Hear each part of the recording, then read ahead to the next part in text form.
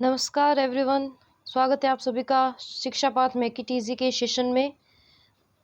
आज है सोमवार 9 मार्च 2026, चैत्र कृष्ण पक्ष षष्ठी संवत 2082। आज हम करंट अफेयर्स के सेशन में जानकारी लेंगे बर्ड रिंगिंग तथा छल्ला अभियान, जो भरतपुर केवलादेव राष्ट्रीय उद्यान में 42 ईयर्स के बाद चलाया जा रहा है। 42 ईयर्स के बाद 1960 तथा 1970 के दशक में हर साल इसका आयोजन किया जाता था, इस परियोजना को चलाया जाता था। लेकिन वन विभाग की आपत्तियों के कारण 1984 में जब इसे अभ्यारण्य से राष्ट्रीय उद्यान का दर्जा दिया गया था, तब से इसे बंद कर दिया गया है। इसका उद्देश्य है जो प्रवासी पक्षी होते हैं उनका उड़ान पैटर्न को रिकॉर्ड रखना तथा यह निर्धारित करना कि वे कब और कहाँ यात्रा करते हैं। निगरानी निकाय इसका है वन विभाग और Bombay natural history society.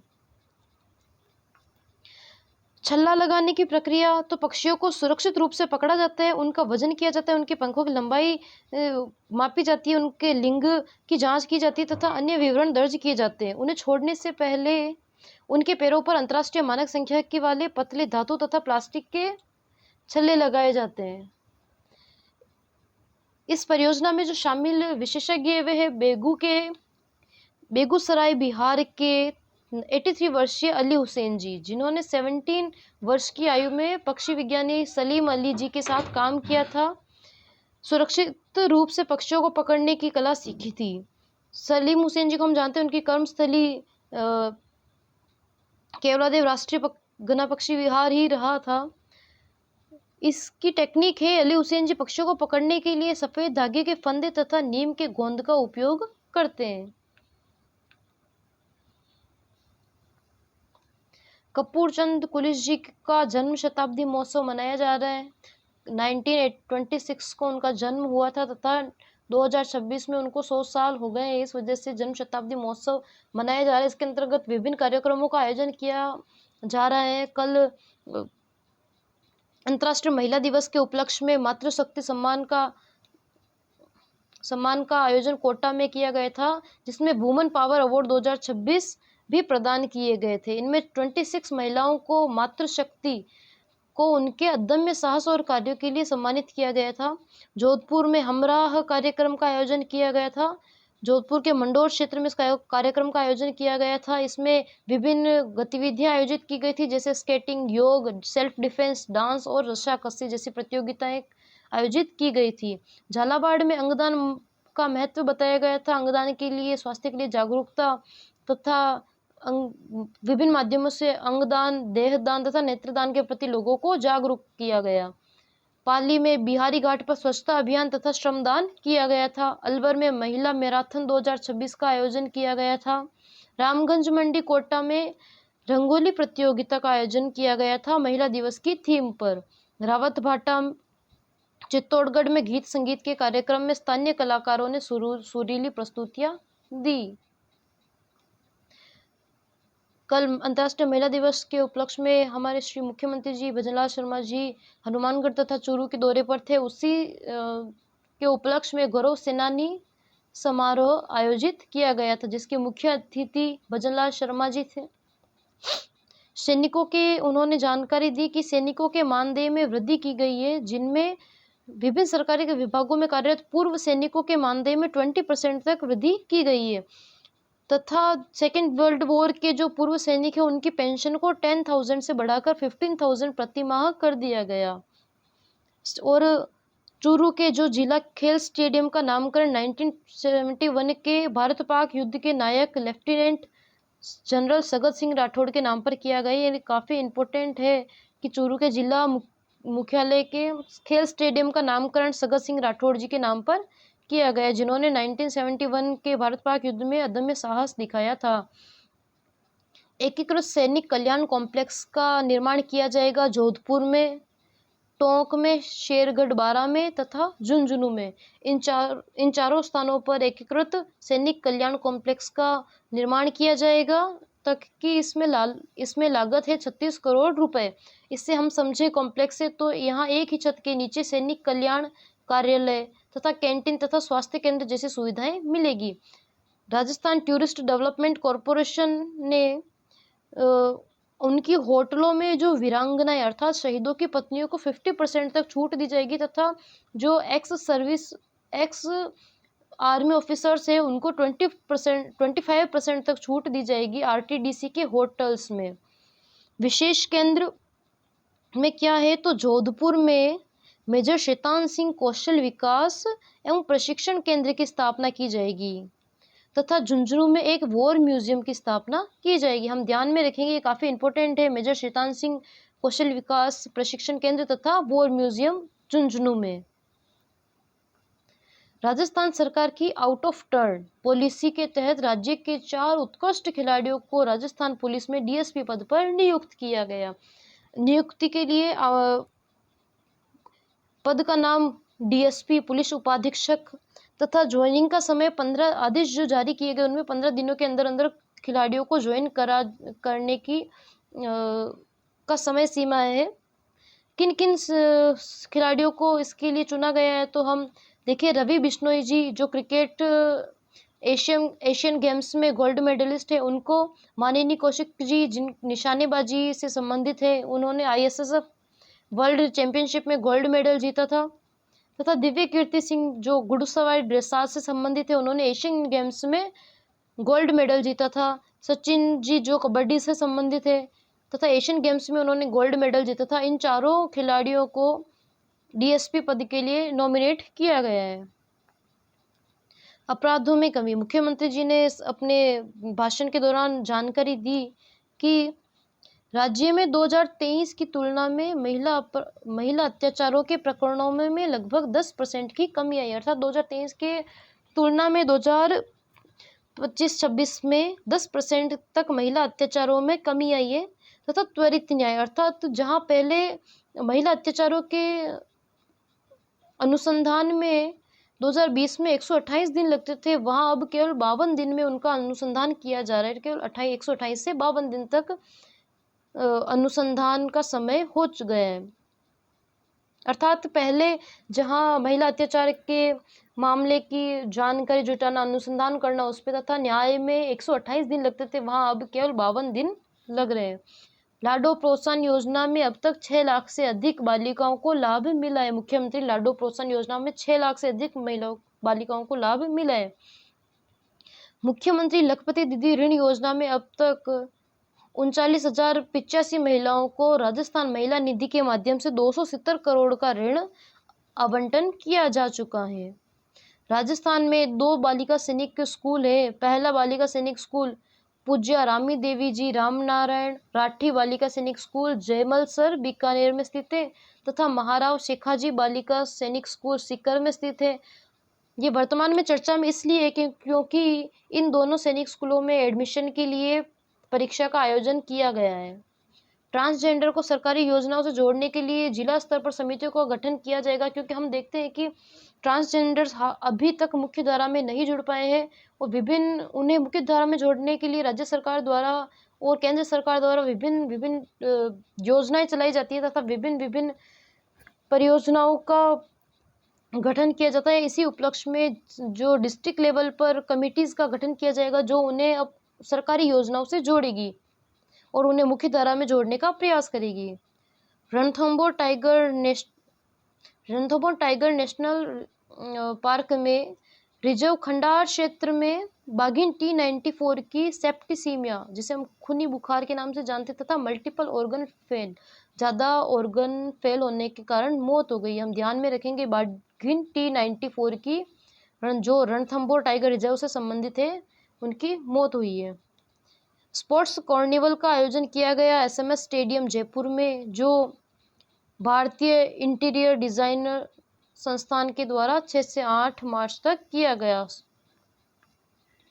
Jodhpur मंडल की महिला सशक्तिकरण की पहल, जिसके तहत जोधपुर भोपाल एक्सप्रेस गाड़ी संख्या 1481-3 की पूरी जिम्मेदारी महिला कर्मचारियों को सौंपी गई, तथा विभिन्न सभी जोधपुर से जयपुर तक ट्रेन के सभी प्रमुख पदों पर महिला रेल कर्मियों को तैनात किया गया।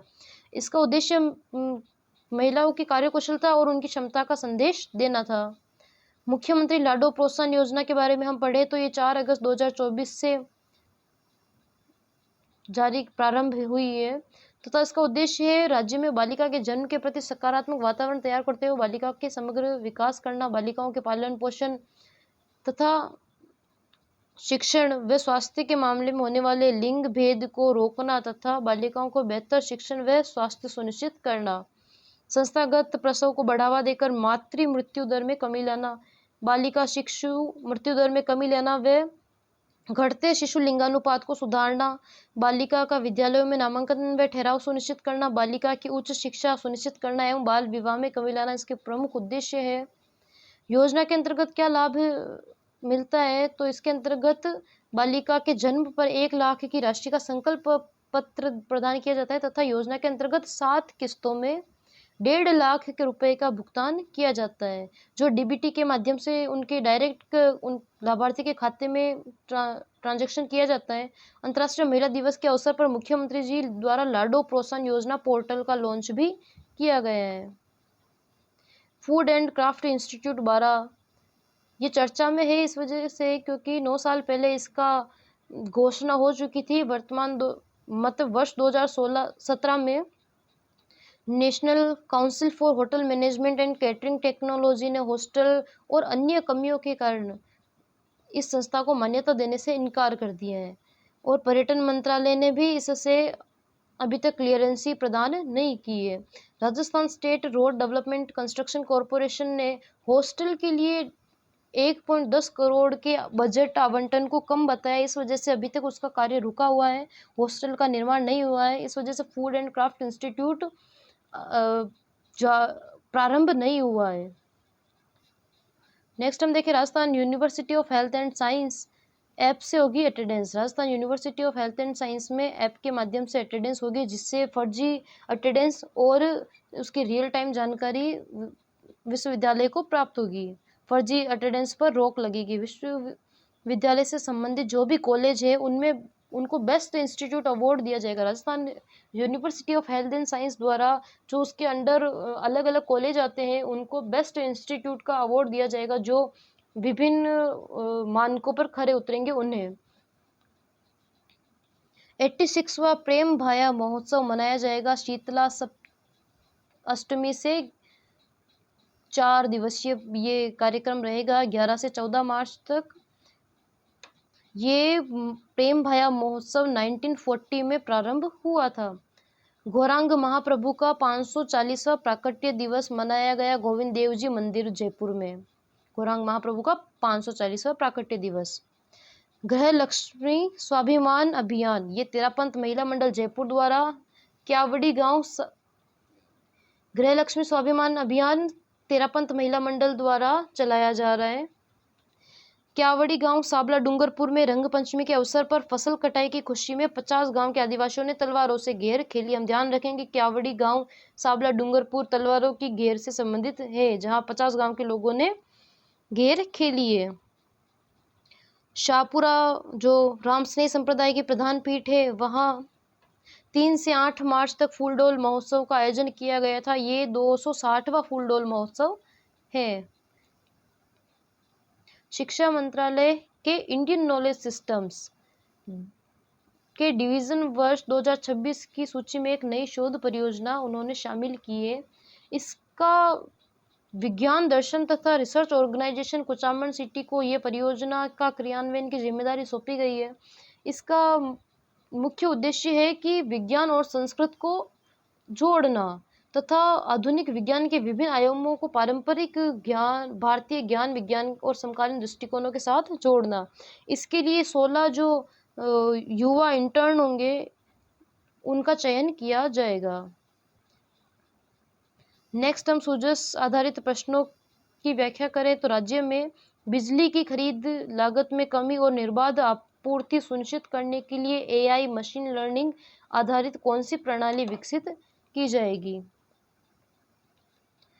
तो राज्य में बिजली की खरीद लागत की कमी तथा आपूर्ति सुनिश्चित करने के लिए एआई व मशीन लर्निंग आधारित एकीकृत ऊर्जा प्रबंधन प्रणाली विकसित की जाएगी। नेक्स्ट क्वेश्चन हम देखें तो भारत की कुल अक्षय ऊर्जा क्षमता में राजस्थान का योगदान कितने प्रतिशत से अधिक हो गया है। कल हमने पढ़ा था 17% से अधिक 27% से अधिक सौर ऊर्जा राजस्थान में उत्पादित होती है। और आज हम पढ़ेंगे कुल अक्षय ऊर्जा क्षमता में राजस्थान का योगदान। तो 16% से भी अधिक योगदान राजस्थान भारत में देता है अक्षय ऊर्जा उत्पादन में। मुख्यमंत्री श्री भजनलाल शर्मा द्वारा अरावली संरक्षण से संबंधित विशेष परियोजना का शुभारंभ कब किया गया था? तो अरावली संरक्षण से संबंधित विशेष परियोजना का शुभारंभ मुख्यमंत्री जी द्वारा 5 जून 2025 को किया गया था। नेक्स्ट क्वेश्चन, हरियालो राजस्थान अभियान के तहत पिछले 2 वर्षों में मुख्यमंत्री वृक्षारोपण महाअभियान में कुल कितने पौधे लगाए गए? हरियालो राजस्थान के अंतर्गत 18 करोड़ 54 लाख पौधे अब तक लगाए गए हैं। आज का सेशन हमारा यही समाप्त होता है। अब हम कल के सेशन का रिवीजन करते हैं।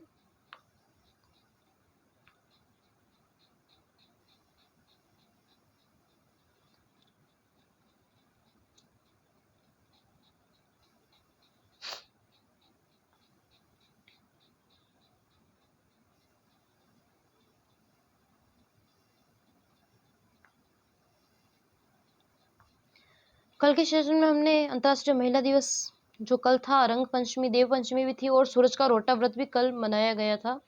राजस्थान पत्रिका के प्रधान संपादक श्री गुलाब कोठारी जी की पुस्तक स्त्री की दिव्यता का विमोचन भी किया गया था राष्ट्रीय पुस्तक न्यास वसंत कुंज सभागार नई दिल्ली में। स्त्री की दिव्यता हम याद रखेंगे, गुलाब कोठारी जी की पुस्तक स्त्री की दिव्यता।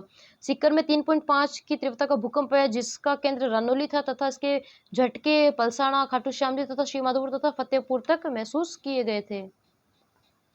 नेक्स्ट हम देखेंगे कुनो एमपी से रामगढ़ 12 आए गए थे KP2 व KP3 चीता। हाड़ौती क्षेत्र को चीता कॉरिडोर के लिए प्रस्तावित है जहां कोटा, बूंदी, बारां, झालावाड़, सवाई माधोपुर, करौली, चित्तौड़गढ़ आदि हाड़ौती क्षेत्र चीता कॉरिडोर में सम्मिलित है, जिसमें हाड़ौती क्षेत्र राजस्थान का आता है और मध्य प्रदेश का कुनो भी शामिल है चीता कॉरिडोर के अंतर्गत। स्वदेशी जागरण मंच द्वारा राष्ट्रीय परिषद की 2 दिवसीय बैठक वरमाला रिजोर्ट जयपुर में 7 से 8 मार्च तक आयोजित की गई थी। जगतपुरा जयपुर में 7 मार्च को स्वदेशी जागरण मंच की ओर से उद्यमी सम्मान समारोह का आयोजन किया गया था जिसमें मुख्य अतिथि के रूप में भजनलाल शर्मा जी ने शिरकत की थी। अंतर्राष्ट्रीय महिला दिवस राज्य स्तरीय कार्यक्रम का आयोजन हनुमानगढ़ में हुआ था। मुख्य अतिथि श्री भजनलाल जी शर्मा थे। इसमें हनुमानगढ़ में विभिन्न विकास कार्यों का लोकार्पण तथा शिलान्यास किया गया था जिन्हें हमने देखा था, जिनमें सड़क, रेलवे, सिंचाई, पुलों का निर्माण तथा राजकीय सावित्रीबाई फुले छात्रावास का निर्माण आदि हमने विभिन्न कार्यों का लोकार्पण तथा शिलान्यास के बारे में पढ़ा था। तथा उद्यान भवन का निर्माण किया जाएगा तथा राजकीय कृषि महाविद्यालय का निर्माण किया जाएगा हनुमानगढ़ में। तथा बजट 2026-27 में विभिन्न महिला शक्ति के लिए जो घोषणाएं की गई थी उसके बारे में भी हमने पढ़ा था कि स्वयं सहायता समूह को ऋण की सीमा 50 लाख से बढ़ाकर 1 करोड़ तक की गई है। आंगनबाड़ी महिला कर्मियों को मानदेय में 10% वृद्धि की गई है। लखपति दीदी योजना में 1 लाख से बढ़ाकर 1.5 लाख की राशि तय की गई है। स्त्री योजना तथा 100 पुलिस थानों में महिला बैरक की स्थापना की जाएगी। 150 कॉलेजों में रानी लक्ष्मीबाई केंद्रों की स्थापना होगी तथा निःशुल्क साइकिल वितरण योजना तथा 5000 महिलाओं को बैंक सखी बनाया जाएगा। राजकीय कार्यालयों में मुख्यमंत्री शिशु वात्सल्य केंद्र की स्थापना की जाएगी। हमने ये जो न्यूज़पेपर कटिंग थी उसके बारे में चर्चा करी थी। सूरजभान मीणा जो एक प्रेरणादायक व्यक्ति है हमारे लिए, जो जन्म से दृष्टिहीन है तथा पैरा स्विमिंग के खिलाड़ी है। उनका सूरजभान मीणा सवाई माधोपुर से संबंधित रख सकते हैं हम। से का ध्यान रख सकते हैं कि सूरजभान मीणा सवाई माधोपुर। 2022 से 2025 के बीच में 10 स्वर्ण पदक तथा 1 रजत पदक जीता है। इनकी नेक्स्ट टारगेट इटली में अंतर्राष्ट्रीय स्तर पर भारत का प्रतिनिधित्व करना तथा जापान में एशियन गेम्स में गोल्ड मेडल जीतना इनका नेक्स्ट टारगेट है।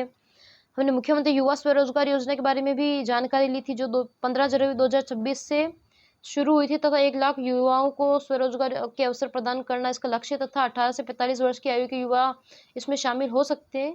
तथा ब्याज मुक्त ऋण, मार्जिन मनी तथा क्रेडिट कार्ड, गारंटी फंड, शुल्क प्रतिपूर्ति आदि हमने जानकारी ली थी। सेवा क्षेत्र में व्यापार क्षेत्र में 8वीं से 12वीं पास के आवेदकों को 3.5 लाख तक ऋण तथा स्नातक के योग्यता वाले व्यक्तियों को 5 लाख तक ऋण तथा विनिर्माण क्षेत्र में 8वीं से 12वीं वालों को 7.5 तथा स्नातक तथा उच्च योग्यता वालों को 10 लाख मार्जिन मनी सहायता ऋण राशि के 10% दोनों में, जिनमें 8वीं से 12वीं पास वालों को 35,000 तथा उच्च शिक्षण वालों को 50,000 तक की मार्जिन मनी की सहायता दी जाएगी। मुख्यमंत्री स्वरोजगार योजना के बारे में हमने जानकारी ली थी कि स्वरोजगार योजना के अंतर्गत 3,600 महिलाओं ने आवेदन किया है। 15 ऐसे जिले जहां 100 से अधिक महिलाएं तथा 2 ऐसे जिले जहां 200 से अधिक महिला आवेदकों ने आवेदन किया है। इसमें कुल महिला आवेदकों की संख्या 10% से अधिक वृद्धि दर्ज की गई जो पिछले साल की तुलना में। कुल आवेदन योजना में अब तक 33,500 से अधिक लोगों ने आवेदन किया है। वित्तीय वर्ष में 10,000 लोगों को जोड़ने का लक्ष्य है, लेकिन बजट में 30,000 युवाओं को लाभान्वित करने की घोषणा की गई है। हमने देखा था कि टॉप जो अबाउ 100 महिला आवेदन वाले डिस्ट्रिक्टों के बारे में हमने देखा था, जिनमें जयपुर, चूरू, हनुमानगढ़, झालावाड़, अजमेर टॉप 5 में थे, जहां से महिला आवेदकों ने आवेदन किया था, जिनमें जयपुर और चूरू से 200 प्लस महिला आवेदकों ने आवेदन किया था। उद्योग मंत्री का महिलाओं से संवाद किया गया था। 8 मार्च अंतर्राष्ट्रीय महिला दिवस के उपलक्ष्य में राज्यवर्धन सिंह राठौड़ जी उद्योग मंत्री हैं हमारे, तथा राजस्थली तथा उद्योग वाणिज्य विभाग के संयुक्त तत्वाधान में अर्थात दोनों ने मिलकर इस संवाद का आयोजन किया गया था। कॉन्स्टिट्यूशन क्लब जयपुर में इसका आयोजन हुआ था। उत्कृष्ट जो कार्य करने वाले उद्यमियों, खिलाड़ियों तथा महिलाओं को सम्मानित करना तथा वन डिस्ट्रिक्ट वन प्रोडक्ट के तहत कौशल वाहिनी स्किल ऑन व्हील्स को हरी झंडी दिखाकर उन्होंने रवाना किया। शिल्पकारों के लिए 2 दिवसीय प्रशिक्षण शिविर की भी शुरुआत की गई थी। जिन महिलाओं के साथ कन्वर्सेशन उन्होंने स्थापित किया था, उनमें विश्वकर्मा युवा प्रोत्साहन योजना तथा डॉक्टर भीमराव अंबेडकर उद्यम प्रोत्साहन योजना, राजस्थान निवेश प्रोत्साहन योजना, वन डिस्ट्रिक्ट वन प्रोजेक्ट के और निर्यात प्रोत्साहन, एमएसएमई नीतियां आदि से संबंधित महिलाओं उनमें शामिल हुई थी। नेक्स्ट हमने सुजस बुलेटिन के क्वेश्चंस देखे थे, जिनमें देश की कुल सौर ऊर्जा क्षमता में राजस्थान की भागीदारी लगभग कितने प्रतिशत तक पहुंच गई, तो 27% तक पहुंच गई है। और राजस्थान अक्षय ऊर्जा का 16% से अधिक उत्पादन करता है। राज्य सरकार ने बिजली की औसत खरीद दर में कितने पैसे प्रति यूनिट की कमी की है, तो 22 पैसे प्रति यूनिट की कमी की है। पीएम कुसुम योजना के क्रियान्वयन में राजस्थान की क्या स्थिति, तो कंपोनेंट ए में फर्स्ट रैंक है राजस्थान की तथा कंपोनेंट सी में राजस्थान का सेकंड रैंक है। अक्षय ऊर्जा परियोजना के लिए राज्य में राजकीय भूमि आवंटन की दर को डीएलसी दर का कितना गुणा कर दिया गया है, तो 2 गुणा कर दिया गया है। राज्य में उन उपभोक्ताओं के लिए जिनके पास छत उपलब्ध नहीं है, सौर ऊर्जा से जोड़ने के लिए वर्चुअल नेट मीटरिंग तथा ग्रुप नेट मीटरिंग की व्यवस्था सरकार द्वारा की गई। तो थैंक यू सो मच। अगर आपको हमारा सेशन पसंद आए तो प्लीज़ लाइक, सब्सक्राइब कीजिए और शेयर कीजिए।